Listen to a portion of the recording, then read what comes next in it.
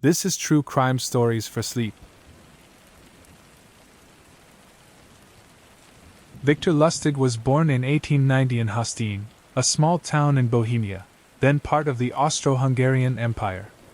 His early years were shaped by the social and economic complexities of Central Europe at the turn of the century, a region marked by ethnic diversity, political tension, and the uneven distribution of wealth. Lustig's family was middle class but not wealthy, and his childhood was punctuated by both opportunity and instability. His father, a minor bureaucrat, emphasized discipline and education, while his mother instilled a sense of adaptability and social grace. These influences would later converge in the unique skill set that allowed Lustig to navigate the worlds of finance, society, and crime with equal facility. Before we continue, if you're captivated by this exploration of one of history's most audacious con men, make sure to subscribe, like, and comment where you're reading from.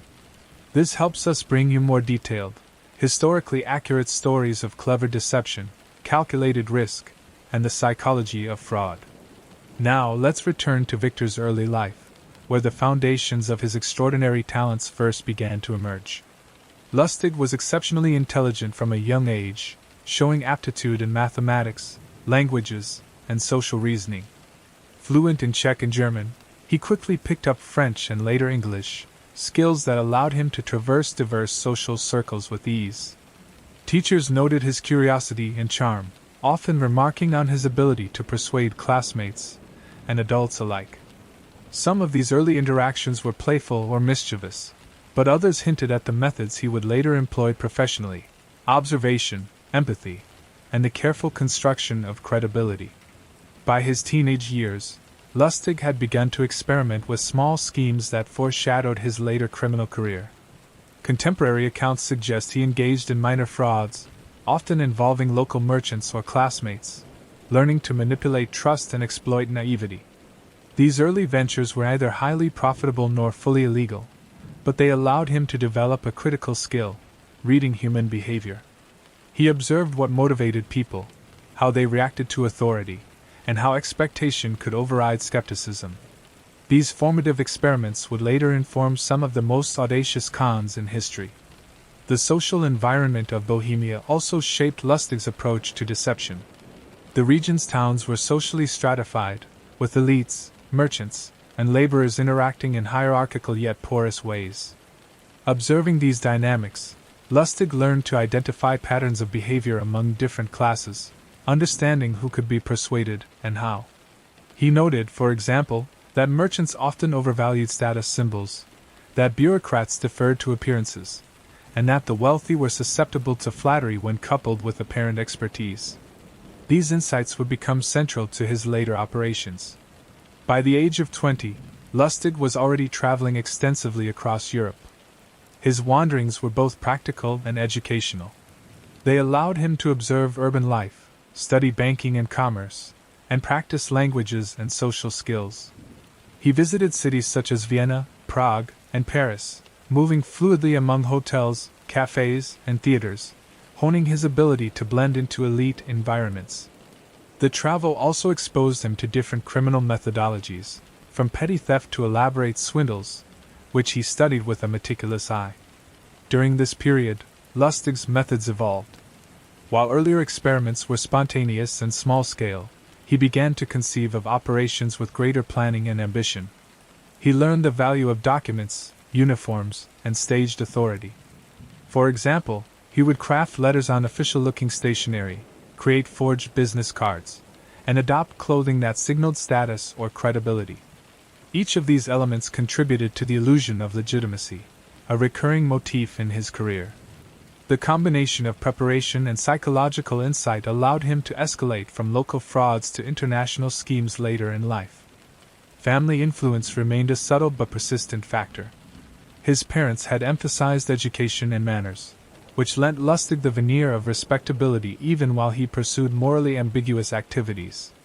Relatives later described him as charming, articulate, and unusually self-assured. These qualities were not innate but cultivated, reinforced by observation and repeated practice.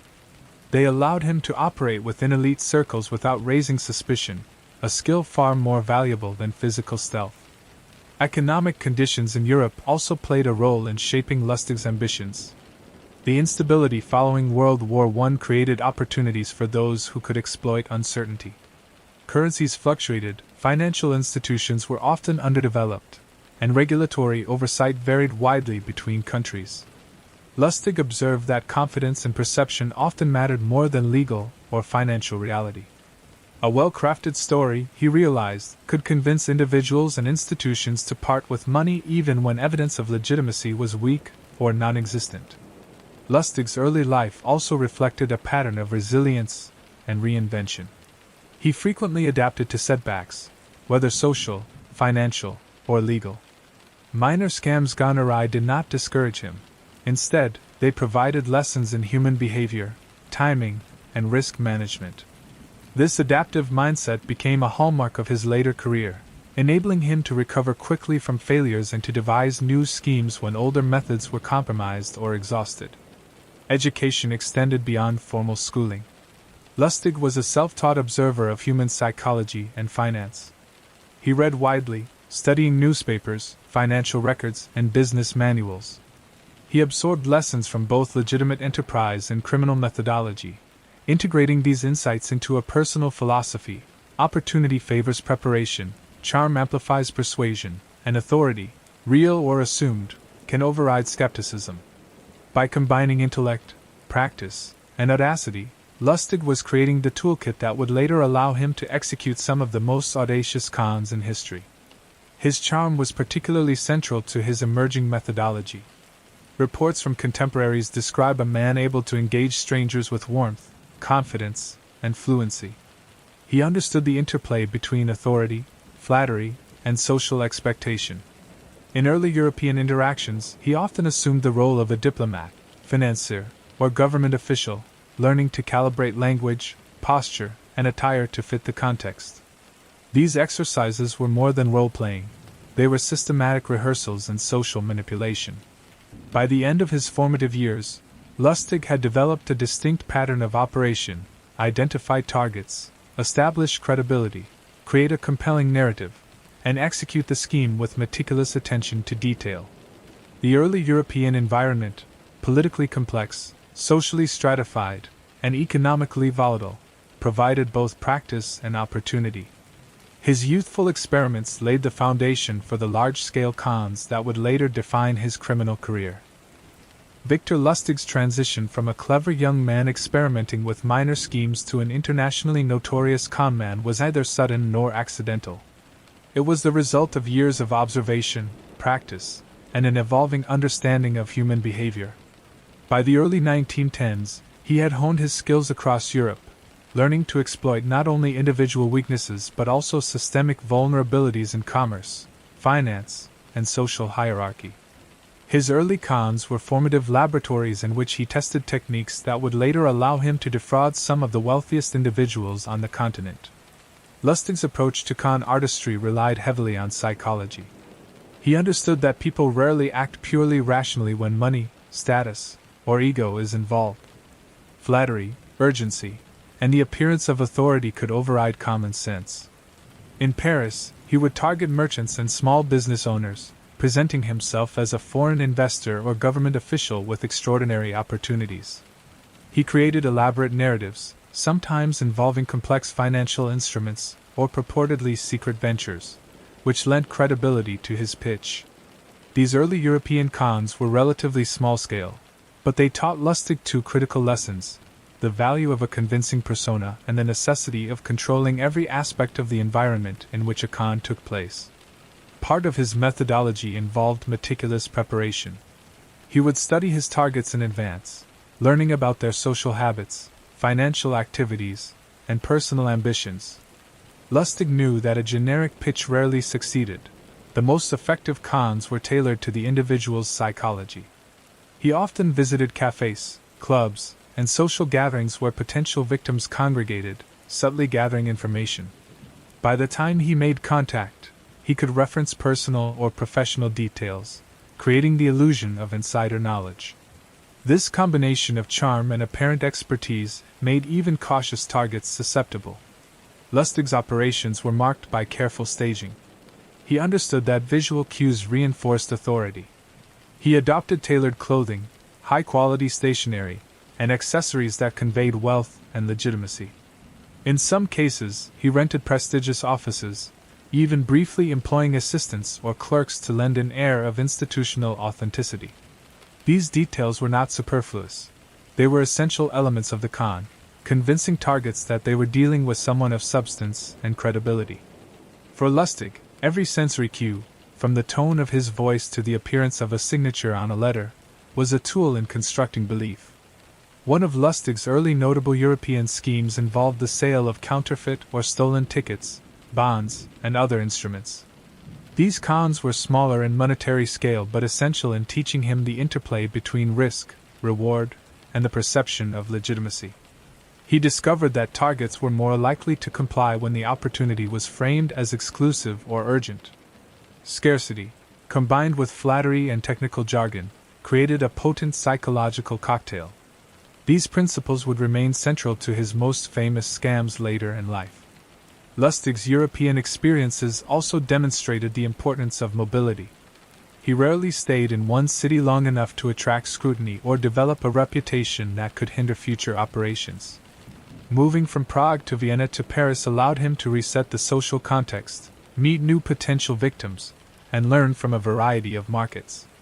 This transient lifestyle became a hallmark of his career, enabling him to operate internationally without building long-term antagonisms or attracting authorities' sustained attention.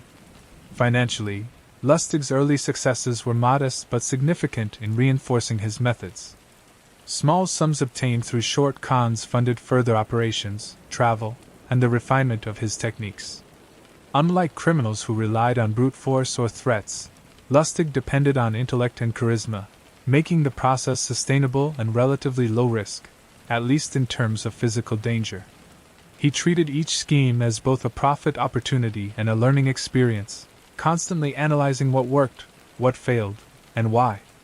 During these formative years, Lustig also began to develop a sense of timing and showmanship. He recognized that the delivery of a con could be as important as the content. Pausing for effect, creating suspense, and delivering information in measured doses increased the believability of his narratives. This theatrical aspect allowed him to manipulate emotions, building anticipation, excitement, or fear as needed.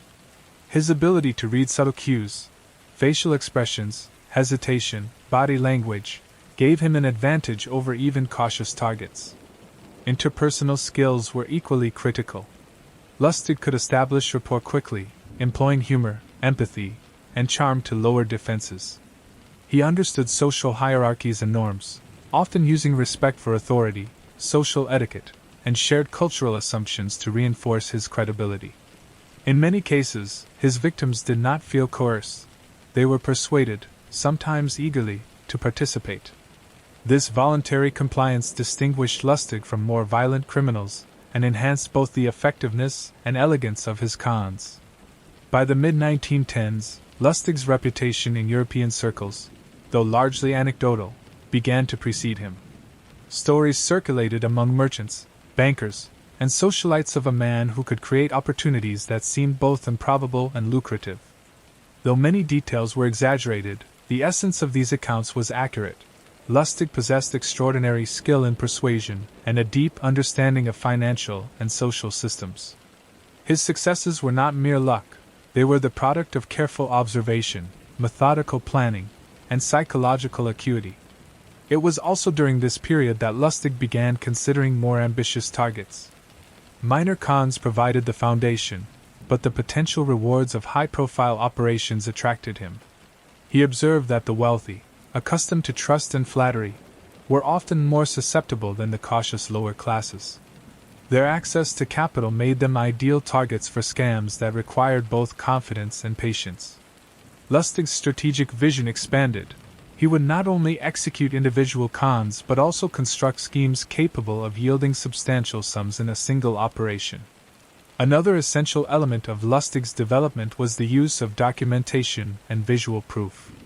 He created letters, certificates, contracts, and occasionally fake government documents to substantiate his claims. These artifacts served a dual purpose. They reassured targets and provided a tangible focal point for belief. Victims were more likely to comply when they could see physical evidence that confirmed the narrative.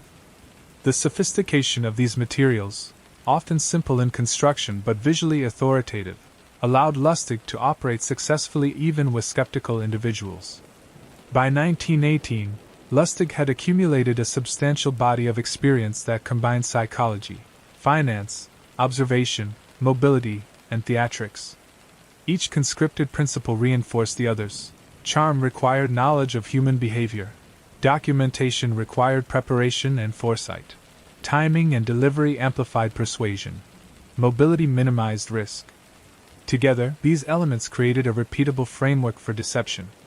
This framework would underpin his most famous exploits, including the sale of the Eiffel Tower, the money printing machine, and a series of international frauds that spanned decades. By the late 1910s, Victor Lustig had refined his methods across Europe, mastering the psychology of deception, the art of persuasion, and the use of social authority to manipulate targets. Yet the scope of opportunity in Europe had limits. Small-scale cons could yield modest sums, but Lustig's ambition demanded a larger stage. The United States, with its rapidly expanding economy, minimal regulatory oversight in certain sectors, and concentration of wealthy individuals, offered the perfect environment. In 1909, Lustig made the transatlantic journey, landing in New York City, a metropolis pulsating with commerce, ambition, and social mobility, a city where a skilled conman could thrive. Lustig's arrival in New York was calculated and deliberate. Unlike many immigrants who arrived with only the essentials, he came prepared, carrying documents, letters of reference, and a portfolio that could establish credibility at a glance. He presented himself as a well-traveled European businessman with financial expertise and international connections. These claims were plausible in an era when cross-Atlantic travel was still uncommon, and many Americans had limited knowledge of European financial systems. By positioning himself as both cosmopolitan and authoritative, Lustig immediately distinguished himself from ordinary immigrants and petty criminals. In the first months, Lustig's cons in America mirrored those he had executed in Europe, but on a larger scale. He targeted merchants, investors, and socialites who were accustomed to trust, flattery, and opportunity. His schemes often involved fabricated investment opportunities, claims of privileged access to government contracts, or high-yield financial instruments that existed only in his imagination. In each case, Lustig relied on meticulous preparation. He learned about the target's background, habits, and ambitions, then tailored his narrative to appeal directly to their desires and vulnerabilities. One of Lustig's early American successes involved selling fake bonds. He would pose as a representative of a European financial institution, presenting certificates that appeared legitimate, and offering them at a discount to investors eager for high returns.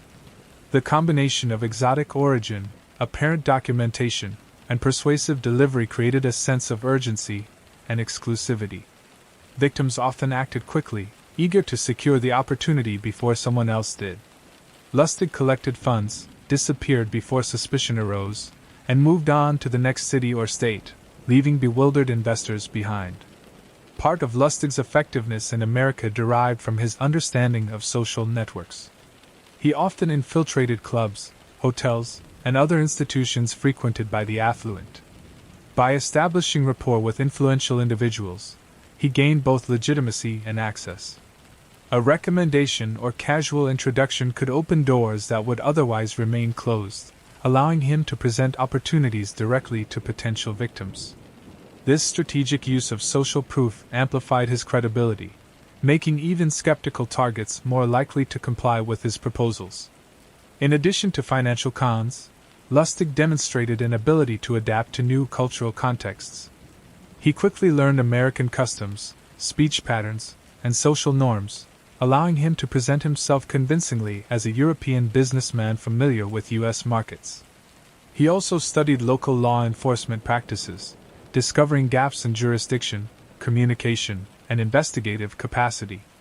These gaps enabled him to operate with a degree of freedom that would have been impossible in European cities where authorities were more familiar with his methods. Mobility remained central to his strategy. He would operate in one city until suspicion grew, then move to another, often using trains, ships, and automobiles to maintain distance from prior activities. One of Lustig's defining early American cons involved exploiting the nascent banking and credit systems. He would present falsified letters of credit or loan documents, convincing small banks and financial institutions to release funds or make investments. These operations required both charm and technical knowledge, which Lustig possessed in abundance. He understood the mechanics of banking enough to create plausible instruments, and the social skills to persuade bank officials to trust him, even without direct verification. In this way, he bridged technical competence with psychological manipulation, a combination that would define his most famous cons. Lustig's cons were not without risk. He faced potential arrest, exposure, and the threat of physical confrontation. Yet his intelligence and preparation allowed him to minimize these dangers. He carried multiple identities, forged documents, and escape plans, ensuring that he could vanish if a scheme began to unravel. He also cultivated a reputation for charm, discretion, and sophistication, which disarmed suspicion and allowed him to operate longer than less careful criminals. Unlike violent offenders, Lustig relied entirely on his intellect and social acumen, a strategy that both reduced immediate risk and increased potential reward. The timing of Lustig's American operations coincided with a period of economic expansion following World War I. The United States was experiencing growth in industry, finance, and urbanization. Wealthy individuals and investors were eager to capitalize on new opportunities, often without rigorous due diligence. Lustig exploited this environment, presenting himself as a conduit to extraordinary profits. His cons were carefully calibrated. He promised high returns while maintaining a veneer of legality and respectability. Victims often believed they were participating in legitimate, high-level investment ventures, not realizing that Lustig's credibility rested solely on appearance and persuasion. One notable aspect of Lustig's American career was his ability to escalate the scale of his cons. In Europe, the sums were modest relative to his targets. In America, he quickly realized that individual opportunities could yield far greater returns. He combined his prior experience with new knowledge of American society, banking, and commerce to design schemes capable of netting tens of thousands of dollars, equivalent to millions in today's currency. The sophistication of these operations demonstrated both strategic foresight and adaptability, marking a turning point from regional trickster to international criminal of consequence. Despite his successes, Lustig remained careful to avoid unnecessary attention. He understood the value of discretion and the dangers of publicity. While newspapers occasionally reported on fraudulent schemes, law enforcement was fragmented, and communication between jurisdictions was slow. By limiting exposure, adopting multiple identities, and moving frequently, Lustig maintained operational freedom. This mobility and discretion allowed him to refine methods, gather intelligence on potential targets, and execute increasingly elaborate cons without immediate interference. By 1920, Lustig had established himself as a figure capable of executing high-profile cons with international impact. He had transitioned from small-scale European scams to American operations that leveraged complex psychology, financial knowledge, and social engineering. The foundations of his later legendary exploits, including the sale of the Eiffel Tower, were now firmly in place. His understanding of authority, credibility, and the mechanisms of belief allowed him to construct schemes that were audacious, meticulously prepared, and in many cases, nearly impossible for victims to detect until it was too late. By the early 1920s, Victor Lustig had firmly established himself as a master conman, capable of operating across continents with skill, charm, and meticulous planning. His previous European and American experiences had refined his understanding of psychology, social engineering, and perception, enabling him to devise increasingly audacious schemes. Among these, none would become as famous, or as emblematic of his ingenuity, as the sale of the Eiffel Tower in 1925, an operation that combined preparation, persuasion, and performance into a single, historically unforgettable con. The context for Lustig's scheme was critical. Paris, in the post-World War I era, faced economic strain, urban decay, and rising maintenance costs for public structures. The Eiffel Tower, a symbol of French ingenuity and modernity, required substantial upkeep. Lustig recognized both the financial anxiety surrounding the monument and the public's perception of it as a cumbersome, almost vulnerable icon. He hypothesized that officials might be open, or at least hesitant, to consider privatization, or that at minimum, the idea could be plausibly presented to the right target. This insight formed the cornerstone of his audacious plan. Lustig began by crafting a false persona, a French government official tasked with discreetly selling the Eiffel Tower for scrap metal. He prepared documents, letters of introduction, and official-looking stationery to convey legitimacy. His narrative was carefully constructed. The government, he claimed, wished to sell the tower quietly to avoid public outcry and was seeking a reputable businessman to handle the transaction. By framing the sale as confidential, he added urgency and exclusivity, compelling prospective buyers to act quickly while suppressing skepticism. The targets of Lustig's scheme were scrap metal dealers, individuals accustomed to evaluating industrial opportunities and prepared to invest significant capital. He selected men who were successful, ambitious, and inclined to believe in the possibility of extraordinary profits. His approach was tailored to each individual. He researched their businesses, understood their capacity for investment, and presented documentation that created an illusion of insider access. Each interaction was rehearsed, polished, and executed with precision, reflecting both his theatrical instincts and deep understanding of human behavior. Lustig's method involved multiple stages. First, he cultivated credibility through letters, formal introductions, and the adoption of government authority. Next, he created a narrative of urgency and exclusivity, presenting the sale as a rare opportunity available only to a select few. Finally, he introduced documentation and procedural steps that mimic legitimate bureaucratic processes, further convincing the target of authenticity. Each element reinforced the others, creating a cohesive and compelling illusion that few would question.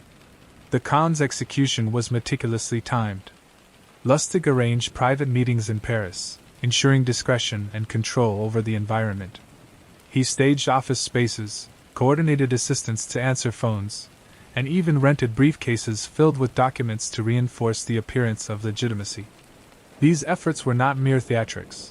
They were essential tools for influencing perception. For targets unfamiliar with government procedures and accustomed to accepting the word of authority figures, the combination of presentation, detail, and social pressure created a potent mechanism of persuasion. At least 6 scrap metal dealers were initially approached, and Lustig used selective engagement to identify the most gullible or ambitious. One dealer, André Poisson, was particularly susceptible. Lustig tailored the story to Poisson's ambitions, framing the acquisition as a unique opportunity that required immediate action to secure government approval. Poisson was persuaded to provide a substantial sum as a good faith deposit, an amount intended to demonstrate seriousness and cover initial administrative costs. In reality, the funds were never at risk in any legitimate transaction. They simply became Lustig's profit. The audacity of Lustig's con was matched by its speed. Within a matter of days, he extracted deposits and moved on, leaving the target both financially and reputationally compromised but without immediate recourse. The French authorities, while aware of the attempted scheme, were initially baffled by its scale and audacity. Lustig's careful orchestration, emphasizing secrecy, exclusivity, and bureaucratic procedure, made the con plausible, even to seasoned businessmen. Reports later confirmed that Poisson and others were convinced by the combination of authority, documentation, and charm, underscoring Lustig's mastery of perception management. Lustig's success with the Eiffel Tower sale exemplified his core strategy: exploit opportunity, control the environment, and manipulate perception. He understood that the effectiveness of a con relied not on physical threat but on creating circumstances in which targets acted voluntarily, guided by greed, ambition, or vanity. The Eiffel Tower operation demonstrated how audacity, preparation, and psychological insight could converge to produce results that were both extraordinary and believable. Beyond the immediate financial gain, the scam reinforced Lustig's reputation among peers and in later historical accounts. News of the attempted sale circulated, although Lustig himself remained elusive, moving to new locations before authorities could identify him conclusively. The operation elevated him from a skilled but relatively unknown conman to a figure whose exploits would be chronicled for decades, symbolizing the possibilities of ingenuity applied to deception. Importantly, the con highlighted the intersection of psychology and opportunity in criminal methodology. Lustig did not rely on force, threats, or coercion. He relied on understanding the desires and perceptions of his targets, creating an illusion of legitimacy, and timing interactions to maximize pressure and urgency. His awareness of social hierarchies, authority, and expectation allowed him to operate in a way that few conventional criminals could replicate. In essence, the Eiffel Tower con was as much a study in human behavior as it was a financial transaction, albeit a fictitious one. Lustig's meticulous planning extended to contingencies. He anticipated suspicion and prepared multiple escape routes and false explanations. He carried alternative identities, forged documents, and practiced responses to potential challenges. By controlling both the physical and psychological environment, he minimized the risk of exposure while maximizing the probability of compliance. This operational discipline would characterize his later cons, including the money printing machine and other international schemes. The broader historical context amplified the significance of the con. Paris, recovering from the social and economic turmoil of World War I, presented both opportunity and risk. The Eiffel Tower itself was emblematic of modernity, technological prowess, and national pride. By targeting such a symbolic monument, Lustig demonstrated both boldness and strategic calculation. He leveraged public perception and institutional vulnerability, illustrating that confidence, timing, and narrative could outweigh legality and material reality in determining human behavior. After completing the con, Lustig moved quickly, leaving France for other parts of Europe or America. His ability to disappear after high-profile operations minimized the risk of capture, reinforcing the principle that mobility and discretion were essential to his methodology. He left behind astonished victims and a story that would become legendary, cementing his status as a master of audacious deception. After the spectacular success of the Eiffel Tower con in 1925, Victor Lustig returned to his pattern of identifying unique opportunities that exploited both human desire and systemic vulnerabilities. While the Eiffel Tower scheme had targeted institutional ambition and vanity, Lustig's next major con, executed in the United States in the late 1920s, was more audacious in concept yet relied on the same principles: careful observation, psychological manipulation, and meticulous preparation. This scheme, which became known as the money printing machine scam, cemented his reputation as a master of audacious, high-reward fraud. The money printing scam revolved around a mechanical device Lustig claimed could duplicate U.S. currency. In reality, the device was a cleverly disguised box containing no mechanism capable of producing money.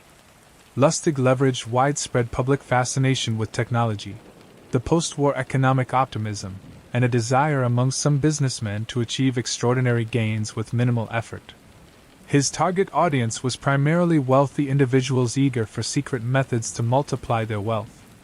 By promising a technological shortcut to financial success, Lustig tapped into greed, curiosity, and the belief that insider knowledge could overcome conventional limitations. Before approaching potential victims, Lustig engaged in extensive research and preparation. He constructed the physical machine with careful attention to appearance, ensuring that it looked sophisticated and industrially plausible. He fabricated blueprints, technical descriptions, and operational manuals to lend credibility. Every detail was designed to reinforce the illusion of legitimacy, from the polished casing of the device to the complex technical language he used to explain its operation. This attention to detail was characteristic of Lustig's methodology. The more convincing the props and narrative, the more likely the target was to comply. Lustig's approach to recruitment was methodical. He He often began with introductions through social networks, private clubs, or business acquaintances, creating the impression that he was a discreet consultant or inventor with privileged access. The secrecy angle was crucial. He emphasized that the machine's existence had to remain confidential to prevent interference by authorities or competitors. This strategy exploited both the target's greed and their ego, the idea that they were part of an exclusive circle privy to revolutionary technology. By framing participation as both profitable and prestigious, Lustig increased the psychological pressure on his victims. Once the target was engaged, Lustig demonstrated the machine in a controlled environment. He allowed the individual to operate it under his supervision, producing blank slips or minor tokens that suggested function while withholding actual duplication. The combination of visual confirmation, detailed explanation, and Lustig's authoritative presence convinced many that the machine was genuine. Psychological principles, such as gradual escalation of trust and incremental investment, played a central role. Victims were encouraged to provide small sums first, building confidence and reducing skepticism, before committing larger amounts. One notable instance of this scheme involved a prominent businessman in New York, who had been impressed by Lustig's European background and apparent technological knowledge. Lustig presented the machine as a revolutionary device capable of producing near-perfect copies of U.S. currency. Over several days, he demonstrated minor operations and explained technical processes using diagrams and pseudoscientific terminology.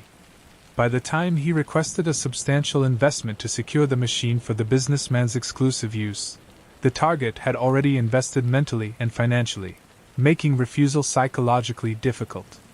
Lustig collected the funds and disappeared before any suspicion could crystallize.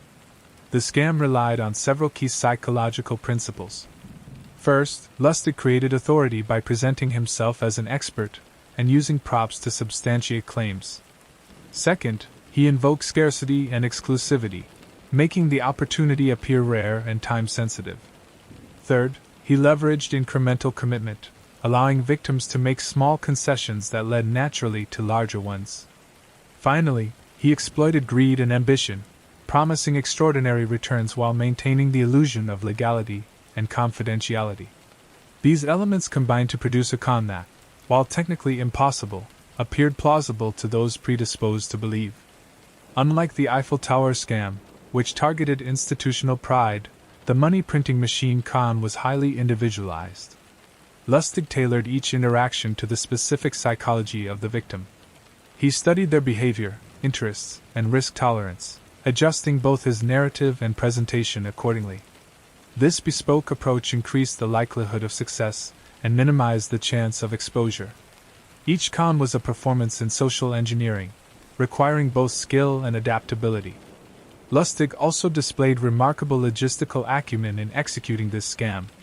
He maintained multiple identities, each with supporting documents and backstory, allowing him to operate in different cities without immediate recognition. He moved frequently between New York, Boston, and other urban centers, exploiting the limited communication between local police and private investigators. By avoiding repetition in locales and ensuring that no one individual could track him comprehensively, Lustig minimized the risk of arrest while maximizing opportunities. Financially, the scam was lucrative. Victims often provided sums that ranged from several thousand to tens of thousands of dollars, a considerable amount at the time. The combination of small initial commitments, followed by larger investments, allowed Lustig to extract significant capital quickly. Unlike conventional theft or robbery, this approach required no physical force and involved minimal risk of immediate confrontation. Instead, his success relied on perception management and social manipulation, demonstrating the power of confidence-based fraud. The money-printing machine con also illustrates Lustig's evolving methodology. He had moved beyond straightforward impersonation or simple deception to integrating technology, presentation, and narrative into a cohesive operational system. The con was not simply about convincing a victim. It was about constructing a scenario that made the impossible believable. Each element, the machine, the documentation, the technical language, the stage demonstration, functioned to reinforce the others, producing a sense of inevitability that made skepticism psychologically difficult. Part of the enduring fascination with this con lies in its audacity. Lustig promised his victims something physically impossible, yet he executed the scheme with such meticulous preparation and persuasive skill that many believed in the machine's functionality. He exploited the optimism and ambition of the era, as well as the limited public understanding of technology and banking. The operation demonstrates how human perception can be manipulated when authority, narrative, and props converge effectively. Lustig's success with the money printing machine also reinforced his understanding of risk management. He carefully monitored his interactions to avoid entanglement with law enforcement, relocating quickly after each con.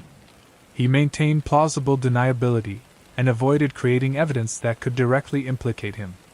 This strategic discipline, combining audacity with caution, would characterize his later operations and allowed him to continue defrauding wealthy individuals for years. By the end of the 1920s, Lustig's reputation as a conman had become formidable. He had demonstrated not only the capacity for audacious schemes like the Eiffel Tower sale, but also the ability to execute intricate, psychologically sophisticated scams targeting wealthy individuals. The money printing machine operation underscored his mastery of human behavior, his facility with preparation and performance, and his capacity to adapt methods to exploit specific cultural and financial contexts. By the early 1930s, Victor Lustig had established himself as one of the most formidable con men in the world. His exploits in Europe and the United States, ranging from the audacious sale of the Eiffel Tower to the ingenious money-printing machine scam, had honed his skills in observation, social engineering, and risk management. At this point in his career, Lustig's operations expanded beyond national borders, illustrating both his ambition and his ability to exploit diverse social, legal, and cultural contexts. These international escapades highlighted his adaptability and the universality of his methods. Lustig's first major post-Eiffel Tower international venture involved traveling between major European capitals, targeting wealthy industrialists and bankers. His strategy remained consistent: establish credibility, construct a compelling narrative, and exploit greed, ambition, or vanity. However, operating across different countries required additional sophistication. Language barriers, unfamiliar legal systems, and varying cultural norms posed challenges, yet Lustig had mastered the art of adaptation. Fluent in German, French, Czech, and English, he could seamlessly navigate elite social circles in Vienna, Paris, London, and beyond. In these European escapades, Lustig often assumed multiple identities. He would pose as a government official, a wealthy entrepreneur, or a representative of a foreign bank, carefully tailoring each persona to the expectations and social context of his targets. He carried supporting documents, professional letters, and even carefully staged office spaces to reinforce credibility. By maintaining these constructed identities with consistency, he was able to manipulate high-level individuals who might otherwise have been cautious. This attention to detail was critical. One misstep could unravel a scheme and expose him to both legal and social consequences. One particularly sophisticated con involved impersonating a European official seeking to facilitate large-scale investment in infrastructure projects. Lustig approached wealthy investors, presenting detailed proposals complete with charts, budgets, and technical descriptions. His knowledge of finance, combined with a deep understanding of his target's ambitions, created the illusion of legitimacy. Victims were persuaded to provide substantial sums as deposits or preliminary investment funds, believing they were participating in a profitable venture. In reality, Lustig carefully orchestrated the collection and disappearance, ensuring that no trace remained beyond the initial interaction. Lustig's transatlantic operations also intensified during this period. He moved frequently between the United States and Europe, exploiting both continents' financial opportunities. In America, he identified wealthy individuals and small institutions unfamiliar with European financial systems, allowing him to create cons that appeared technically complex and beyond scrutiny. The geographical separation between his points of operation reduced the risk of sustained investigation and allowed him to repeat patterns successfully in multiple contexts. Mobility became a strategic asset, enabling him to operate internationally while remaining several steps ahead of authorities. A key element of Lustig's international strategy was his meticulous observation of human behavior and social dynamics. He understood that confidence, authority, and perception often mattered more than formal credentials. By adjusting his presentation, narrative, and tone to each cultural and social environment, he maximized the effectiveness of each scheme. In London, he would emphasize financial expertise and discretion. In Paris, sophistication and exclusivity. In New York, opportunity and speed. The core psychological principles remained consistent, but their application varied according to context, a hallmark of Lustig's operational genius. Lustig also adapted his con tools to local norms. In Europe, for instance, he made extensive use of formal letters, legal terminology, and documentation that resembled governmental or banking instruments. In America, he emphasized personal introductions, club memberships, and access to industrial contacts. Each adaptation reflected a nuanced understanding of social expectation and authority, reinforcing the perception that Lustig's operations were legitimate. The flexibility of his methodology allowed him to operate successfully across continents, often leaving victims bewildered and authorities struggling to trace his movements.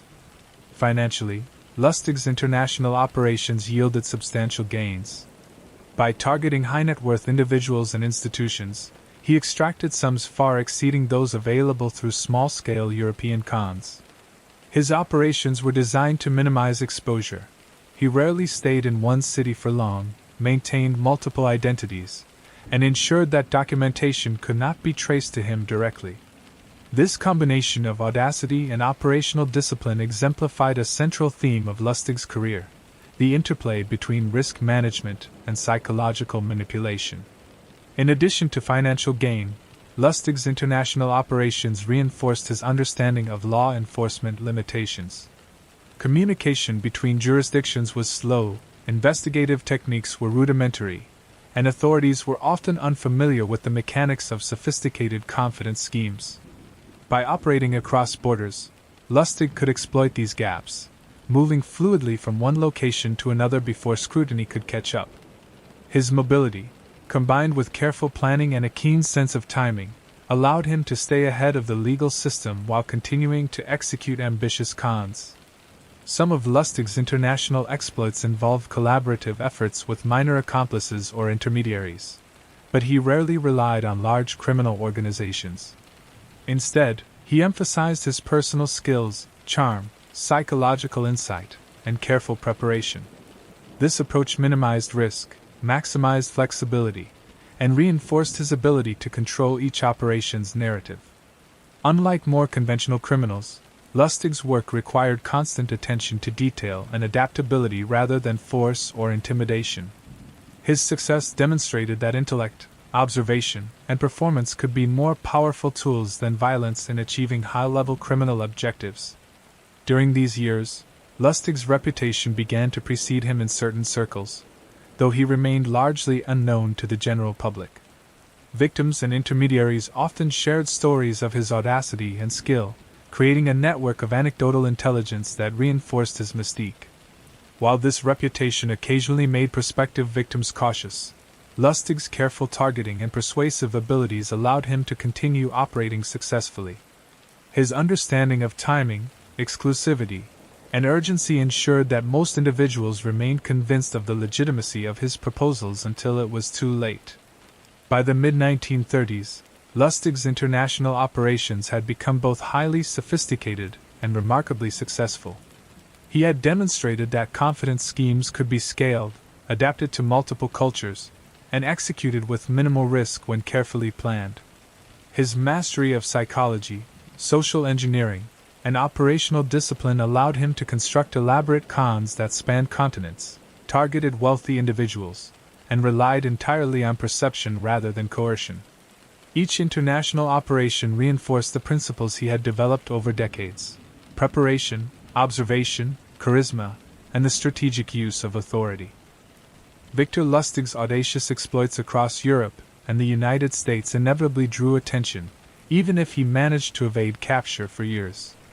While many of his cons operated in isolation from law enforcement scrutiny, the cumulative impact of his schemes, particularly the Eiffel Tower sale and the money printing machine, generated reports, complaints, and investigations.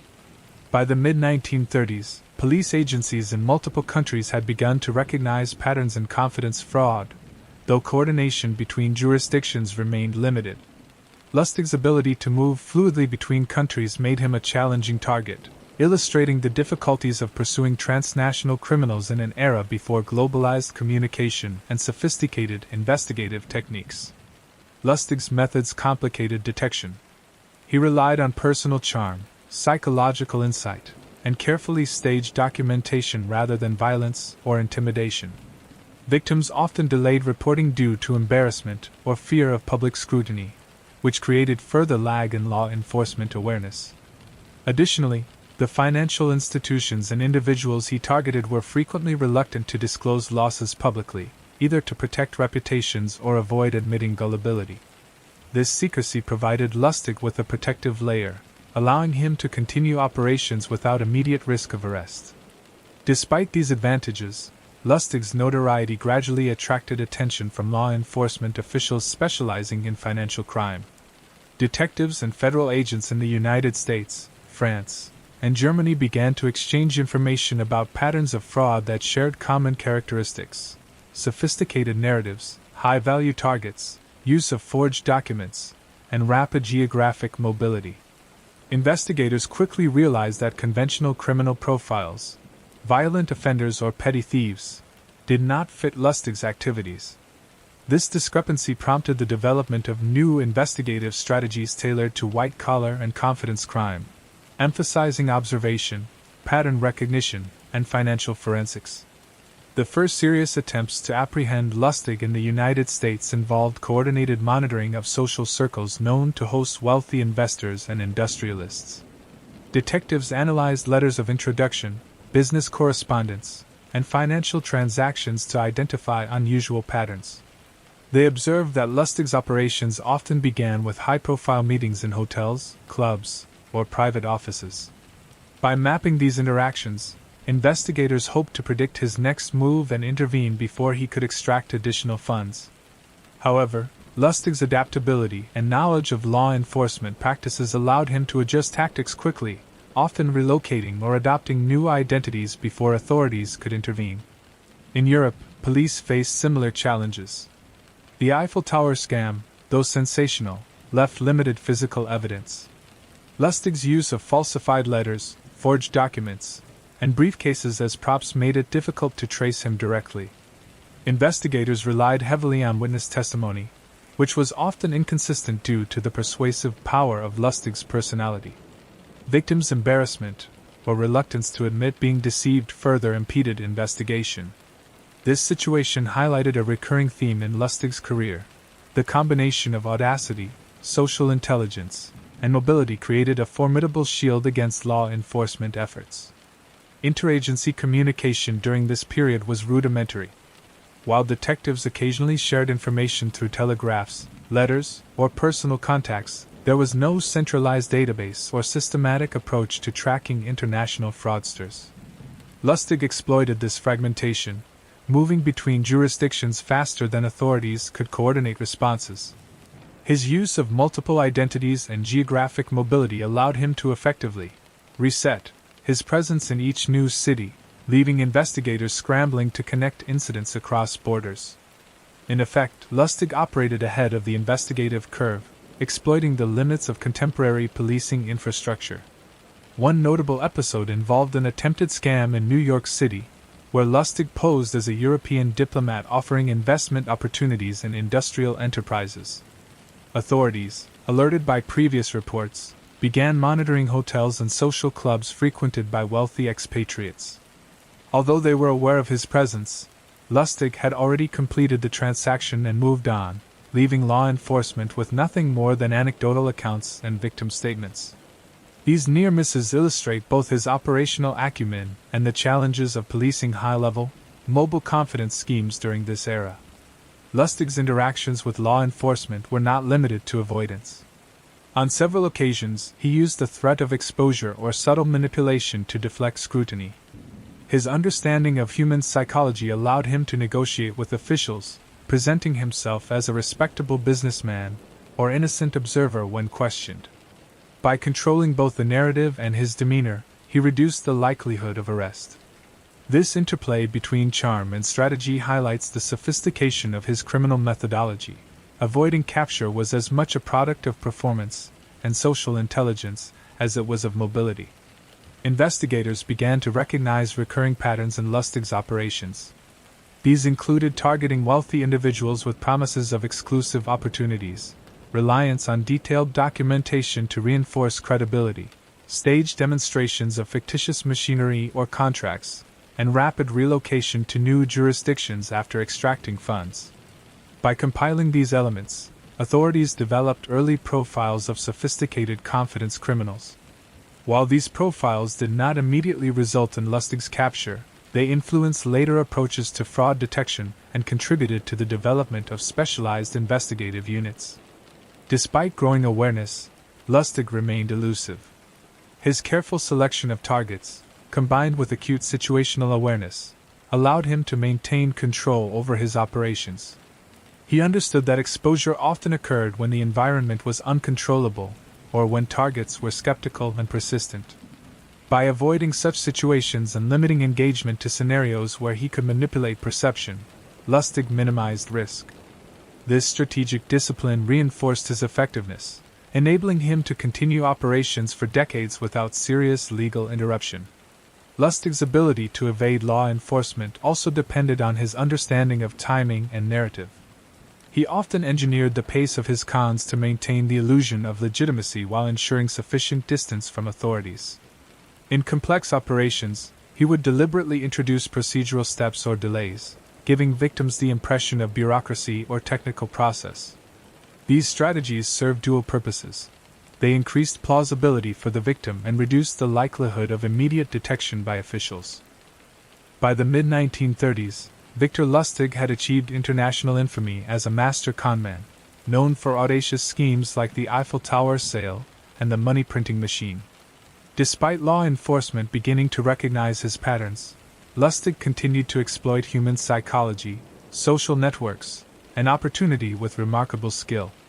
Among his most memorable later operations was a revisitation of the money printing machine scam, an audacious con that highlighted both his creativity and his understanding of greed, trust, and the mechanisms of deception. The money printer con relied on a deceptively simple principle: create the illusion of a miraculous device capable of producing currency, while leveraging social dynamics to ensure victim compliance. Lustig's early version had been successful, but he now applied decades of experience to make the scheme even more compelling. He constructed a new machine, sleeker and more elaborate, with visible levers, dials, and gears, giving the impression of scientific precision.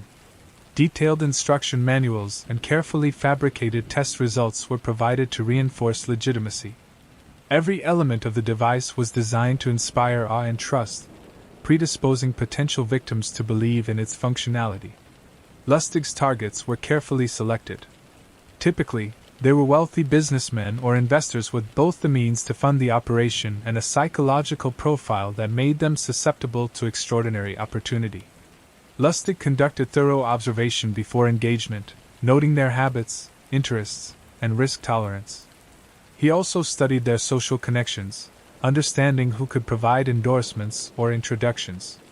By targeting individuals likely to succumb to curiosity and ambition, Lustig increased the probability of success while minimizing exposure.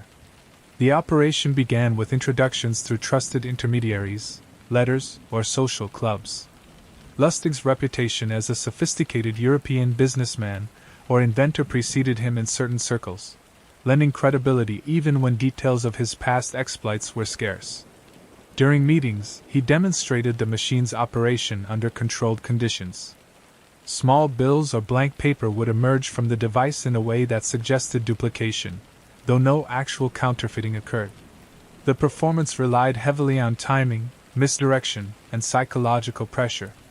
Victims were encouraged to handle the device themselves, creating a sense of participation that reinforced belief. Lustig emphasized secrecy and urgency throughout the con. He explained that widespread knowledge of the machine could attract government attention, competitors, or criminals, framing discretion as a necessity. This tactic served multiple purposes. It limited the involvement of outsiders, increased the target's emotional investment, and reduced the likelihood of skepticism or verification. By presenting the operation as exclusive and high stakes, Lustig created an environment in which compliance felt both logical and advantageous. A notable version of the con occurred in the United States in the late 1930s. Lustig approached a businessman with an interest in technological innovation and investment opportunities. Over several meetings, he demonstrated the machine, explained its mechanics, and showed carefully staged outputs that suggested duplication. Gradually, he requested increasing sums of money to secure the machine for the businessman's exclusive use, promising a return far beyond conventional investments. By the time the target realized the device was fraudulent, Lustig had vanished, leaving behind only astonishment and financial loss. Lustig's mastery in this phase of his career lay not only in the design of the con itself but in his psychological manipulation. He employed techniques that remain studied in modern criminology: gradual escalation of commitment, leveraging authority, using tangible artifacts to substantiate claims, and framing the operation as both urgent and exclusive. Each interaction was meticulously planned to guide the target toward voluntary compliance. The result was a high-reward scheme executed with minimal physical risk. The con also illustrated Lustig's understanding of performance and narrative. He would present his persona with precision, modulating tone, posture, and vocabulary to match the expectations of the target. Small details, the crispness of his attire, the arrangement of his documents, the choice of meeting location, reinforced credibility. Even seemingly minor gestures, such as a carefully timed pause or reference to external validation, amplified the impression of authenticity. These techniques transformed the ordinary social interaction into a staged drama, where the victim played an unwitting role. Mobility continued to be central to Lustig's operations. After completing each con, he would relocate, often across state or national borders, reducing the risk of pursuit. He maintained multiple identities, each supported by documentation, references, and local knowledge. This mobility not only facilitated further operations but also complicated law enforcement efforts, as information sharing between jurisdictions remained limited. Even as police began profiling confidence criminals, Lustig's strategic movement allowed him to stay several steps ahead. In addition to revisiting the money printer, Lustig engaged in smaller, opportunistic cons that drew on his extensive experience. These included impersonating government officials, orchestrating investment schemes, and exploiting emerging technologies. Each operation relied on the same principles: perception management, tailored narratives, and precise timing. By the late 1930s, Lustig had constructed a flexible toolkit that could be applied in diverse contexts, allowing him to adapt to changing social, economic, and legal environments. His later cons further highlighted the importance of psychological subtlety. Lustig understood that belief is often more influential than material evidence. By controlling the flow of information, structuring interactions, and introducing artifacts that reinforced credibility, he created situations where victims participated willingly in their own deception. The audacity of the scheme, selling a machine capable of producing money, was mitigated by the sophistication of presentation and the victim's willingness to suspend disbelief. Part of Lustig's enduring skill also involved managing post-con dynamics.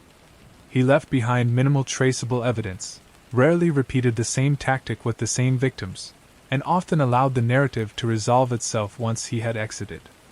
This avoidance of follow-up complications distinguished him from less disciplined criminals, reinforcing operational longevity. Each con provided both immediate financial reward and experiential knowledge that he applied to subsequent schemes. By the end of this period, Lustig had cemented his status as an extraordinary conman. The revisited money printer operation, alongside smaller cons across Europe and America, showcased his ability to adapt previous methods to new targets and contexts. His combination of performance, psychological insight, and operational discipline allowed him to continue executing high-reward scams despite increasing awareness by authorities. By the early 1940s, Victor Lustig's decades-long career as an international conman had drawn attention from law enforcement in both the United States and Europe. His audacious scams, the Eiffel Tower sale, the money-printing machine, and numerous smaller cons, had earned him notoriety among victims, journalists, and police alike. Despite his skill in eluding capture for years, Lustig's luck eventually ran out. The circumstances surrounding his arrest, trial, and imprisonment provide insight into both the evolution of law enforcement and the limits of even the most meticulously executed criminal careers. Lustig's eventual capture was precipitated by a combination of circumstance, surveillance, and his own ambition. While he had previously relied on mobility and multiple identities to evade authorities, the expansion of investigative techniques in the United States during the 1930s and early 1940s made long-term evasion increasingly difficult. Federal agencies such as the U.S. Secret Service and the Bureau of Investigation, the precursor to the FBI, began to specialize in financial crimes and fraud, analyzing patterns across state lines. Their investigations were aided by victims who had become more willing to report losses as awareness of Lustig's schemes spread. One of the cons that led to Lustig's downfall involved a variation of the money-printing machine scam. By this stage, Lustig's reputation had grown, and his operations increasingly attracted scrutiny. He approached a businessman in New York, promising a device capable of producing counterfeit bills. Unbeknownst to him, this particular target had reported the encounter to authorities in advance, having been tipped off about similar scams circulating in the city. The combination of prior intelligence and modern investigative methods allowed federal agents to monitor Lustig's movements and identify him despite his multiple aliases. The arrest itself was carefully orchestrated by law enforcement. Agents tracked Lustig to his hotel, confirming his identity and movements before making contact. Unlike violent criminals, Lustig presented minimal physical threat, but the risk of flight was significant. Authorities planned their operation to minimize the chance of escape, leveraging both timing and observation to ensure success. When Lustig was confronted, he initially attempted to maintain his composure, using charm and feigned legitimacy in an effort to deflect suspicion. However, the combination of physical evidence, witness testimony, and prior complaints made resistance futile. Following his arrest, Lustig faced a series of hearings and pre-trial proceedings. Prosecutors highlighted the elaborate nature of his cons, the financial harm inflicted upon victims, and his decades-long evasion of law enforcement. Evidence included forged documents, staged machinery, and testimonial accounts from victims who described both the audacity and the psychological manipulation involved in his operations. The prosecution emphasized Lustig's deliberate planning, repeated offenses, and international mobility as aggravating factors, framing him not as a petty criminal but as a sophisticated and persistent conman. Lustig's trial attracted significant public attention, reflecting both fascination with his exploits and concern about white-collar crime. Newspapers chronicled the details of his scams, often emphasizing the theatricality and ingenuity of his methods. Accounts described the Eiffel Tower sale, the money printer, and other cons with a mixture of astonishment and incredulity. While public opinion often marveled at his audacity, the legal system focused on the tangible harm he had caused, particularly financial losses and the exploitation of trust. During the trial, Lustig's defense relied on a combination of denial, feigned ignorance, and attempts to discredit witnesses. He portrayed himself as a legitimate businessman, emphasizing supposed technical expertise or social connections to imply authenticity. These tactics, however, were insufficient to counter the mounting evidence. The consistency of victim testimony, corroborated by documentation and prior complaints, presented a narrative of premeditated deception that the court found compelling. Lustig's prior history, while not directly prosecutable in every instance, underscored a pattern of fraud that left little doubt about his culpability. The court ultimately sentenced Lustig to prison, marking the first extended period of incarceration in his criminal career. He was confined in federal facilities equipped to manage white-collar offenders, where he faced both the psychological challenge of confinement and the bureaucratic environment he had previously manipulated with ease. Even in prison, Lustig's ingenuity and social intelligence remained evident. He observed fellow inmates, administrators, and routines, identifying patterns and relationships in ways that mirrored his earlier operations. While the physical freedom he once enjoyed was curtailed, his intellectual acuity and understanding of human behavior remained intact. Prison did not immediately diminish Lustig's notoriety. Fellow inmates, guards, and visitors often recounted stories of his exploits, cementing his legend within the correctional system. The media coverage of his trial and imprisonment further amplified his reputation, framing him as both a cautionary figure and an embodiment of audacious ingenuity. The contrast between his previous freedom and the structured, restrictive environment of incarceration highlighted the limits of even the most skilled conman when faced with coordinated legal enforcement. During his incarceration, Lustig reflected the dual nature of white-collar crime, high reward coupled with delayed consequences. While his cons had yielded substantial financial gain and historical notoriety, law enforcement's increasing specialization in fraud, combined with improved interjurisdictional communication, had ultimately caught up with him. His case demonstrated the growing effectiveness of coordinated federal and international investigation into sophisticated criminal networks, foreshadowing methods that would later become standard in tracking and prosecuting confidence criminals. Despite imprisonment, Lustig's intellect and adaptability remained central to his persona. He observed the behavior of guards and fellow prisoners, noting vulnerabilities and patterns that might inform future endeavors. Even constrained by the prison system, he continued to demonstrate the same strategic thinking and awareness of human psychology that had defined his career.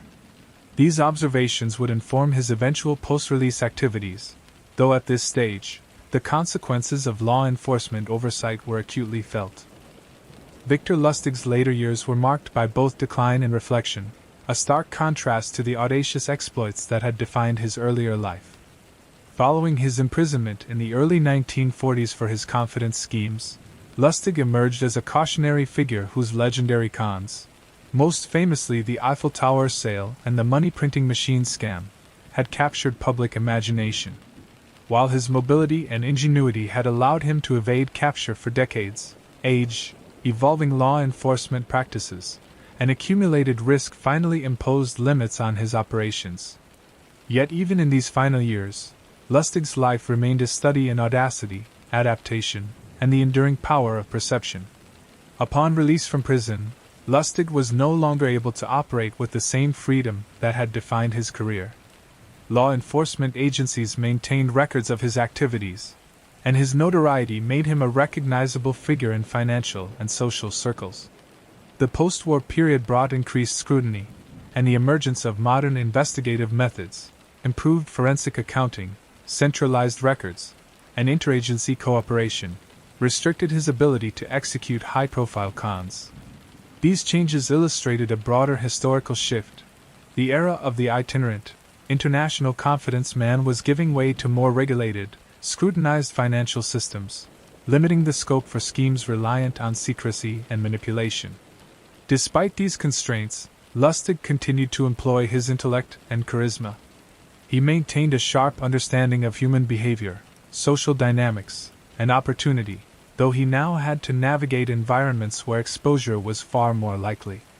Interviews, memoirs, and later accounts indicate that he remained engaged with the mechanics of deception, observing the behaviors of others, and occasionally advising or influencing those around him in ways that reflected his lifelong expertise in persuasion and manipulation. His approach had evolved from direct financial exploitation to more subtle forms of social influence, a testament to his adaptability. During these years, Lustig's reputation took on a legendary dimension. Stories of the Eiffel Tower scam, the money printing machine, and other audacious cons circulated widely in newspapers, journals, and popular culture. While some accounts were embellished, the consistency of key details affirmed Lustig's ingenuity and skill. His persona, elegant, charismatic, and always in control of narrative, became archetypal for the concept of the gentleman conman. These narratives contributed to both public fascination and historical study, influencing portrayals of confidence criminals in literature, theater, and later film. Financially, Lustig's later life was more constrained.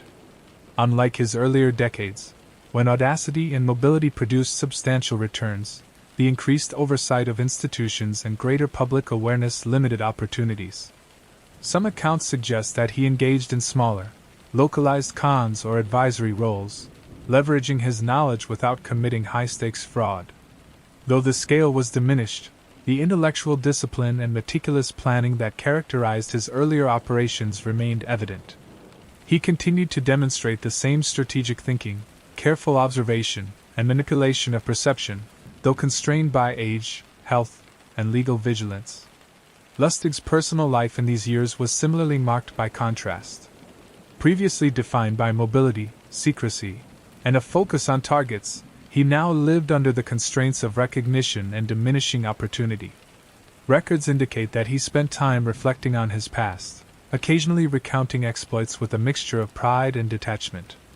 His narrative often emphasized ingenuity, preparation, and psychological insight, underscoring that his success had been as much about intellect and strategy as it had been about audacity. These reflections provide valuable insight into the mindset of a career conman operating at the intersection of charm, observation, and human behavior. The legacy of Victor Lustig extends beyond individual cons to broader implications for criminology, law enforcement, and social psychology. His operations exemplify the principles of confidence schemes, authority, social proof, urgency, and perception management. Modern criminologists often study Lustig as an archetype, illustrating how psychological manipulation, strategic planning, and attention to social dynamics can enable extraordinary criminal success. Each con, carefully crafted, meticulously executed, and tailored to its targets, serves as a case study in the mechanics of deception, the vulnerabilities of human trust, and the intersection of audacity and intellect in criminal methodology. Internationally, Lustig's life underscores the historical challenges of policing transnational fraud. His ability to move fluidly across Europe and the United States, exploiting communication gaps and jurisdictional limitations, highlights the importance of coordinated investigative approaches. Contemporary law enforcement continues to study cases like Lustig's to understand mobility, alias usage, and psychological manipulation in high-level fraud. His career illustrates both the opportunities for deception in loosely regulated environments and the eventual limits imposed by evolving investigative techniques. In cultural terms, Lustig became synonymous with the archetype of the elegant, intelligent conman. Literature, journalism, and film drew inspiration from his exploits, portraying him as both a villain and a figure of admiration for his audacity and intellect. The Eiffel Tower scam, in particular, became emblematic, frequently cited as an example of imaginative criminal ingenuity. By blending performance, preparation, and psychological insight, Lustig's cons became enduring symbols of human gullibility, ambition, and the fine line between perception and reality. Lustig's life also serves as a lens for understanding the interplay between individual skill and systemic opportunity. He operated in periods of economic growth, institutional gaps, and social mobility, exploiting circumstances that amplified the impact of personal ingenuity. His success depended not solely on deception but on recognizing and leveraging structural vulnerabilities, fragmented law enforcement, limited interjurisdictional communication, and targets' willingness to trust authority. By analyzing his career, historians and criminologists gain insight into the conditions that enable sophisticated criminal enterprises. In his final years, Lustig's health declined, limiting his capacity for travel and active operations. Accounts suggest that he maintained a keen mind, continuing to observe human behavior, social dynamics, and financial opportunity. While no further high-profile cons were recorded, his earlier exploits ensured that his legend would endure. Lustig passed away in 1947, having left a remarkable imprint on criminal history, both in terms of audacious operations and the psychological sophistication of his methods.